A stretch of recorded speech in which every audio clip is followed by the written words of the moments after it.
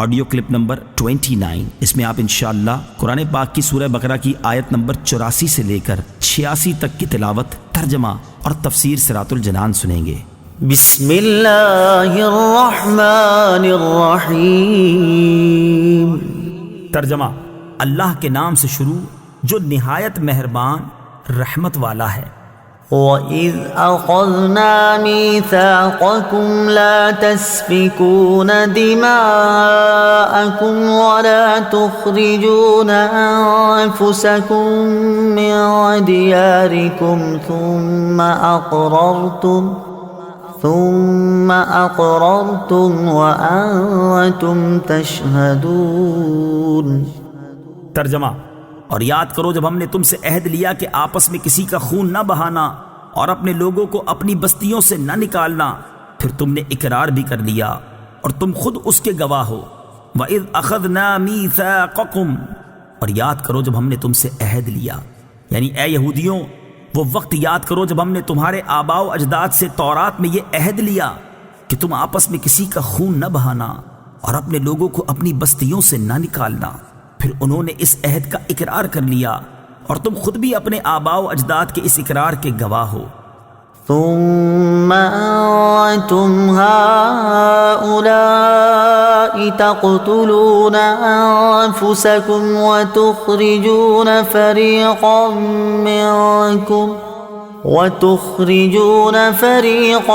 منكم من ديارهم تظاهرون عليهم بالإثم والعدوان وإن يأتوكم أسارى تفادوهم وهو محرم عليكم إخراجهم أفتؤمنون ببعض الكتاب وتكفرون ببعض فما جزاء من يفعل ذلك منكم إلا خزي في الحياة الدنيا ويوم القيامة يردون إلى أشد العذاب وما الله بغافل عما تعملون۔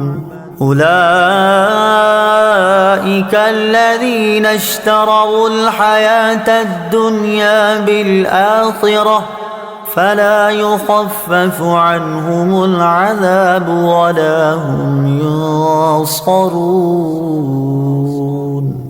ترجمہ: پھر یہ تم ہی ہو جو اپنے لوگوں کو قتل بھی کرنے لگے اور اپنے میں سے ایک گروہ کو ان کے وطن سے بھی نکالنے لگے۔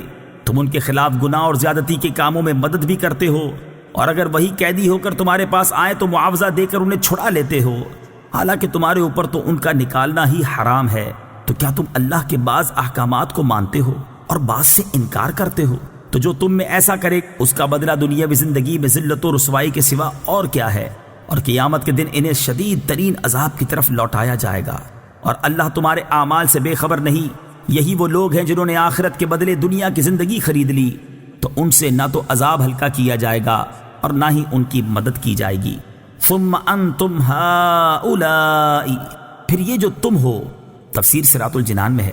اس آیت میں حضور پرنور صلی اللہ تعالی علیہ وسلم کے مقدس زمانے میں موجود یہودیوں کے عجیب و غریب طرز عمل کا بیان ہے۔ افتؤمنون ببعض الکتاب، کیا کتاب کے کچھ حصے پر ایمان رکھتے ہو؟ تفسیر صراط الجنان میں ہے بنی اسرائیل کا عملی ایمان ناقص تھا کہ کچھ حصے پر عمل کرتے تھے اور کچھ پر نہیں۔ اس پر فرمایا گیا کہ کیا تم کتاب کے کچھ حصے پر ایمان رکھتے ہو اور کچھ سے انکار کرتے ہو؟ اس آیت سے معلوم ہوا کہ شریعت کے تمام احکام پر ایمان رکھنا ضروری ہے اور تمام ضروری احکام پر عمل کرنا بھی ضروری ہے۔ کوئی شخص کسی وقت بھی شریعت کی پابندی سے آزاد نہیں ہو سکتا، اور خود کو طریقت کا نام لے کر یا کسی بھی طریقے سے شریعت سے آزاد کہنے والے کافر ہیں۔ اس کی تفصیل جاننے کے لیے فتاوی رضویہ کی 21ویں جلد میں موجود اعلیٰ حضرت رحمۃ اللہ تعالی علیہ کی کتاب مقال العرفاء باعزاز شرع و علماء، علماء اور شریعت کی عظمت پر اہل معرفت کا کلام کا مطالعہ فرمائیں۔ یاد رہے کہ عظمت توحید کو ماننا لیکن عظمت رسالت سے انکار کرنا بھی اسی زمرے میں آتا ہے کہ کیا تم کتاب کے کچھ حصے کو مانتے ہو اور کچھ حصے کا انکار کرتے ہو۔ خزی فی الحیات الدنیا، دنیا کی زندگی میں رسوائی۔ تفسیر صراط الجنان میں ہے بنی اسرائیل کی دنیا میں تو یہ رسوائی ہوئی کہ بنی قریظہ 3 ہجری میں مارے گئے اور بنی نذیر اس سے پہلے ہی جلا وطن کر دیے گئے۔ اس سے معلوم ہوا کہ کسی کی طرفداری میں دین کی مخالفت کرنا اخروی عذاب کے علاوہ دنیا میں بھی ذلت و رسوائی کا باعث ہوتا ہے۔ دنیا کے بڑے بڑے معاملات کو اس آیت کے تحت دیکھا جا سکتا ہے۔ نیز یہ بھی معلوم ہوا کہ کبھی گناہوں کی شامت سے دنیاوی آفات بھی آ جاتی ہیں۔ وَمَا اللَّهُ بِغَافِلٍ، اور اللہ غافل نہیں۔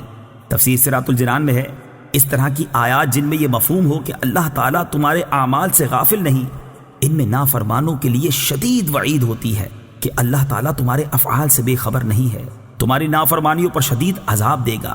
یوں ہی ایسی آیات میں مومنین و صالحین کے لیے خوشخبری ہوتی ہے کہ انہیں اعمال حسنہ کی بہترین جزا ملے۔